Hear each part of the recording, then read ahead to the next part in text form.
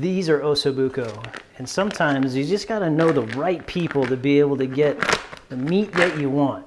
So thank you, Stanger Ranch, for these beautiful Osso Bucco. So Osso Bucco is a cross section of the shank,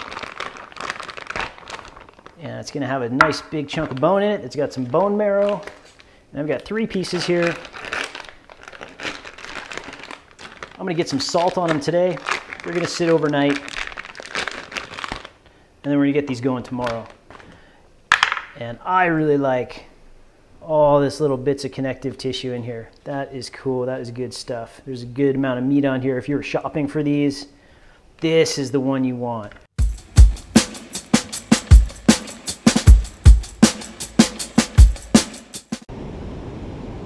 I did this as a multi-day project, just to make things easier. I mean, I was doing other things, and sometimes when you can break a project down into like a couple phases, it makes it easier to just put it into your schedule.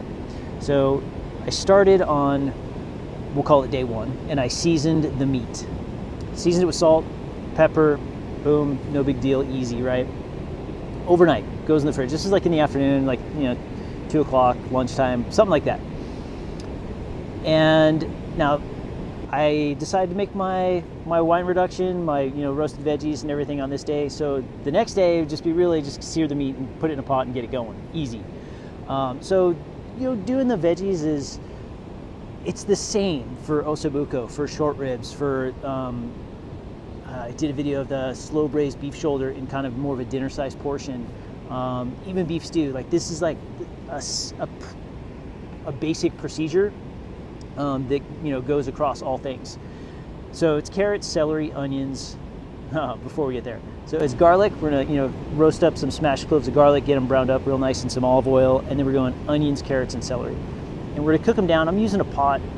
If I were in the restaurant, I'd probably do everything separately in saute pans and get like beautiful color on each thing individually, because everything cooks a little bit different. But I know that I can bend the rules here and get away with it, so I'm doing everything in the pot.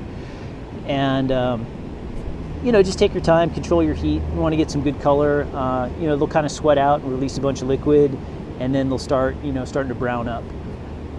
If you need to cover it to get some of that moisture released, go for it.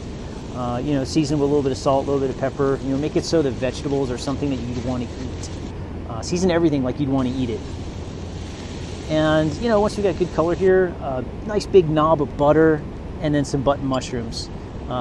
Everything's diced about the same size, and the mushrooms are 85% water content, right? So it's going to take some time to, after they release their liquid, to cook it out and get the mushrooms to brown up also. And once that's done, it's time for tomato paste. And I don't know if you noticed, but real quick here, I kill the heat, or did I turn it all the way down? One of the two. But I'm going to go tomato paste, and you can see how you got to fight with it a little bit to break it up and incorporate it into the vegetables. Once it's incorporated, we can turn the heat on to kind of medium, and we want to caramelize the tomato paste. We're developing flavor here. We're going to cook off some of the moisture and the acidity in the tomato paste, and this is what you're looking for as an end result in the pot. Make sure you're stirring it the whole time so you don't burn it. The tomato paste is going to want to stick to the bottom and burn pretty quick, so you got to keep moving it. Don't walk away from it. It might just 2-3 minutes. It's not going to take long. And red wine from here, and we want to add a red wine and scrape off some of the stuff on the bottom, and we want to reduce it without going too fast, because we want to develop a little bit of the sweetness and the flavor. It's easy to put the wine in and cook it down, but it still has an alcohol kind of edge to it. We're looking for flavor development here, so go kind of slow and taste it when you first put the wine in, and taste that alcohol edge I'm talking about, and then taste it as it goes. And it should, it's going to get thick, and it's going to start tasting smoother and rounder and pleasant versus having that sharp alcohol edge. And from here we can turn it off, we can cool it off, which is what I did, and I saved it for the next day, because we're doing things in stages here to make life a little bit easier. Now, next day, I'm pulling out my Osso Bucco, and we're going to tie them, because they're going to want to fall apart based on just the way the bone is. That bone's going to want to slide right out. So I'm going around once, and then kind of cinching it down, and then back around to the front. And here you're gonna go granny knot, kind of loose, and then another granny knot on top of it, and then you can slide it. And if you slide it the wrong way, it's gonna lock up. So it might take you a couple tries here. to decide which way to slide it. But you can slide it right into the meat and then pull it tight and then tie another grinding knot on top of it just to cinch it down and make sure it's not going to untie itself. Chances are it's going to shed the butcher's twine as it cooks because it's going to shrink down, but it's going to help hold it in place for most of the cooking and prevent it from like really blowing apart. And these are already seasoned. We seasoned these the day before.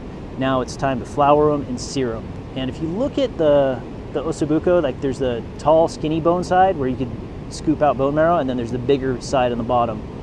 And we're just gonna flour the flat sides, and then we're gonna go with that skinnier top bone piece, or smaller diameter top bone piece, face down. That's our presentation side. And I'm going right in the pot that I thought I was gonna cook these in, but it ended up being a little too big, so I ended up downsizing after I seared them. But this is, sear them, olive oil,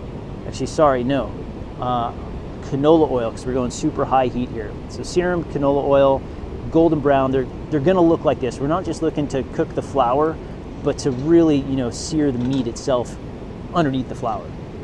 The flour is gonna, help seal in some of the juices. It's gonna, aid in thickening of our sauce. But we just want that nice light coating, so don't like cake it on. Nice light dusting of flour and then sear it really beautiful, like these. These are beautifully seared. And I decided to go into a smaller pot just to fit them in nice, and had just cast iron pot. You can use stainless steel, whatever you got, something that's oven proof. And then here's the reduction from the day before. It's ready to go. It's in the fridge, and then we're adding chicken stock to cover. Just by like a ½ inch or so. We don't want them swimming, but we don't want them like really locked up and starving for space. We want them to be able to move a little bit. Bring them up to a boil, cover them, 300-degree oven, and we'll check them after an hour, even though I know they're not going to be done. So after an hour, you can kind of see what it looks like in the pot. You can move them around. They feel like rocks. They should feel like more than a hockey puck hard. Like they're going to be tough here. They got hours to go still. And then you can see kind of the speed, like when I uncovered the pot, like how fast they were moving. They're just kind of gently simmering. That's the speed that we're looking for here. If you need to turn your oven down or up to adjust to that really gentle simmer that you see when you uncover it, when you pull it out, whatever you got to do. So back in the oven, I didn't check them again for another couple hours because I knew like these guys are going slow. And once I got to about my 3-hour mark, you can see I'm taking a spoon here and testing the tenderness of them. So I'm looking for the back of this spoon or a butter knife or a paring knife to slide in and come out with no resistance. And you can see here, there is resistance. It doesn't let go of my spoon when I go to pull it out. They're not ready yet. So they went back in for another hour, and now you can see when I slide the spoon into them, it slides in, it comes out, it's tender, it's ready. And I